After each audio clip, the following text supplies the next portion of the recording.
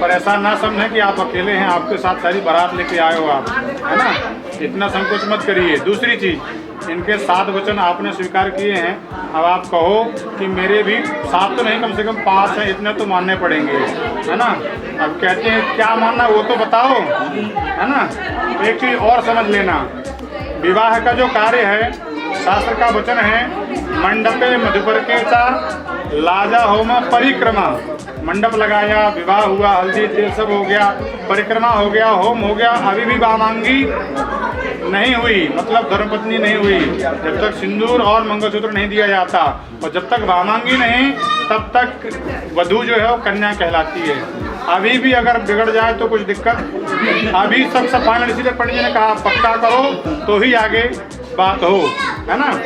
तो अब इन्होंने ये जो 7 वचन गए हैं, उसके विपक्ष में आपको कहना है कि मेरे प्रत्युत्तर में केवल 5 वचन हैं, वह सुन लीजिए। बड़े आधुनिक आज के रूप में है, मैं पुराने में नहीं जीता हूँ, मैं आज में जीता हूँ, है ना। इसलिए उसको लेकर के चलते हैं। 5 ही वचन हैं। मध्य उद्याने मद्यपाने च स्थाने परिग्रहे गमनम तथा परपुंसाम सारगीतम हास्यम वर्जन सदाद्वयम् अंतर्ग्रहे स्थितं नित्यं सुख दुखानि भोगनि यदा तिष्ठासि भद्रे त्वं पालनीया सदा मम। मैं संस्कृत के श्लोक पढ़ के हिंदी में समझाऊंगा, ठीक है। कहा है पहला, आप कह रहे हैं पहला वचन है, सुशील जी कह रहे हैं ज्योति से, उद्याने मद्यपाने च परग्रहे गमनम तथा।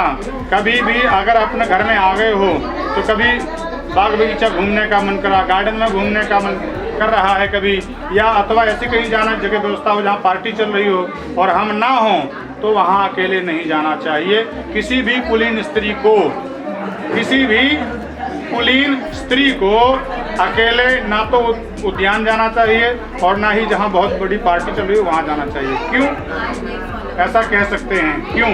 तो उसका भी कारण बता देता हूँ। पहले के ज़माने में जो अनादिकाल से युग चले आ रहे हैं, उनमें भी 2 हाथ पैर वाले राक्षस घूमते थे और आज भी घूमते हैं। तो कुलीन को अगर सफ़ेद कपड़े को बचाना है तो कपड़ा नहीं, खुद को बचाना पड़ेगा, तब कपड़ा सुरक्षित रहेगा।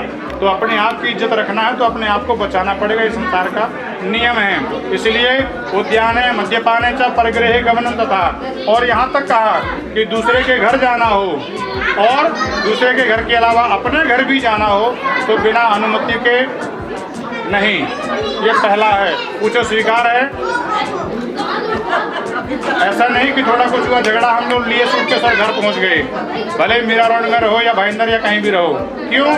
उसका भी कारण है भाई। अपने पिता के घर जाने में क्यों आज्ञा लेना? कोई भी कह सकता है मुझे अपने पिता के घर जाना, उसमें क्या आज्ञा लेने की जरूरत है? उसके लिए भी जरूरत है, और उसके लिए साक्षी स्वयं शिव और पार्वती हैं। दक्ष प्रजापति ने यज्ञ किया था और दक्ष ने कहा मेरी पुत्री बिना बुलाए मेरे घर आ सकती है, और अगर बिना बुलाए गई तो क्या हुआ वह सबको पता है। इसलिए जब तक पति की आज्ञा ना हो तब तक अपने घर भी पत्नी को नहीं जाना चाहिए, ऐसा शास्त्र का वचन है। इसलिए मैंने कहा परग्रहे, और अपने घर भी जाना हो तो भी अपनी आज्ञा लेना, ये पहला वचन, ठीक है। दूसरे में चलते हैं। अंतर्ग्रहे स्थिता नित्यं सुख दुखानि भोगनि यदा तिष्ठति भद्रेषु त्वं पालनीया सदा मम। हमारे घर में आप आज से प्रवेश करोगे तो घर में जाने के बाद में सुख भी होगा, जीवन में दुख भी होगा। हमारे घर के परिवार के लोगों को समझने में समय लगेगा, इसलिए उन समय में अपने धैर्य को रखना और धैर्य रख करके काम को अच्छे से संभालना, हमारी मति को समझना और दोनों की व्यवस्था को पालते हुए रखना। तो ये दूसरा वचन पालोगे तो आपकी बात को हम स्वीकार करते हैं। पूछो। यस। तीसरे कुशलम कुरुस्व, हमारे घर में आने के बाद थोड़ा बहुत हमारी सेवा करना, हमारे घर परिवार वालों का देख रेख करना, ठीक उस प्रकार जिस प्रकार आप अपने घर में माता पिता की देख रेख करते थे, ठीक उसी प्रकार हमारे घर के परिवार के लोगों का भी मान सम्मान का व्यवस्था यथायोग्य उनकी व्यवस्था करना, और अपने घर में अपने घर की कार्य कुशलता को दक्षता से निभाना, अपने घर के कार्य कुशलता को दक्षता से निभाना। मतलब आप घर में नहीं है, पंडित जी कभी घर में पहुंच जाएं तो पानी चाय मिल जाए, इतनी व्यवस्था तो कम से कम बना के रखना, और किचन का सारा भार इनको, कहाँ नमक है कहाँ शक्कर है पता होना चाहिए। ऐसा नहीं पंडित जी की चाय में शक्कर की जगह नमक डाल दिया जाए, तो जानकारी होगी तो ही हो सकेगा, है ना। ये सब कागर कार्य निभाने की व्यवस्था करिए तो आपको हम वामांगी। तो चौथा है, यस ठीक है। अब पांचवा और अंतिम, ठीक है। मदीय चित्तानुगतं तु चित्तां सदा मया मार्ग परिपालनं च पतिव्रतानां धर्मपरायणं त्वा कुर्या सदा सर्वमिदं प्रयत्नम। हे प्रिय, क्या कहा शब्द शास्त्र कहता है हे प्रिय, क्योंकि आप मेरी बातों को माने इसलिए मेरे प्रिय हो, है ना। हे प्रिय, मेरे चित्त को समझना, मैं आपके चित्त को समझूं और आप मेरे चित्त को, मन की स्थिति गति को समझना।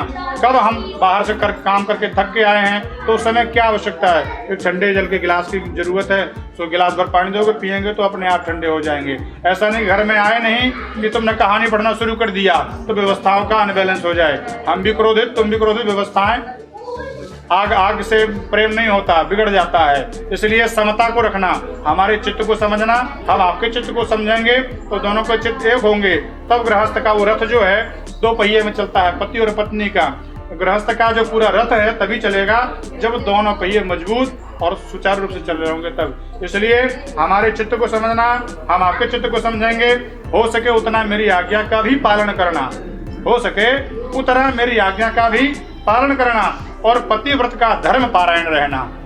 जैसे पंडित जी ने एक शब्द कहा था कि अंतिम है शब्द बड़ा ही उपयोगी है कि आपको अपनी धर्मपत्नी के अलावा दूसरी की भी स्त्री को कुदृष्टि से नहीं देखना है। वैसे यहाँ शब्द लिखा है कि धर्म पारायण रहना, पति धर्म का पालन करना।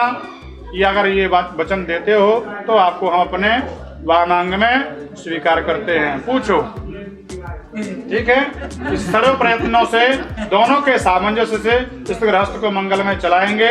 और कभी भी थोड़ी भी नरम गरम है तो व्यवस्थाओं को बना के रखना। इसलिए 5 और 7 वचन में आप लोग मंगल में स्वीकार करते हैं। तो इन साक्षी में भगवान नारायण के, अग्नि के, उपस्थित सभी लोगों के सामने आज से आप पति पत्नी मंगलमय जीवन व्यतीत करें। शीर्ष बनाओ शुभ कामनाओं के साथ में लक्ष्मी नारायण भगवान की जय। चलो जी, आपको वामांगी करा करके सिंदूरदान कराओ।